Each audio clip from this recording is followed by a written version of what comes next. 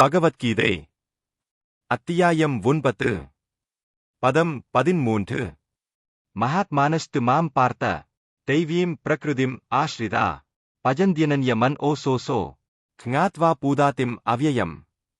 பொருள்: பிருதாவின் மகனே, குழப்பமடையாத மகாத்மாக்களோ தெய்வீக இயற்கையின் பாதுகாப்பில் உள்ளனர். அவர்கள் பரம புருஷ பகவானான என்னை ஆதிபுருஷனாகவும் அழிவற்றவனாகவும் அறிந்து எனது பக்தித் தொண்டில் பூரணமாக ஈடுபட்டுள்ளனர்.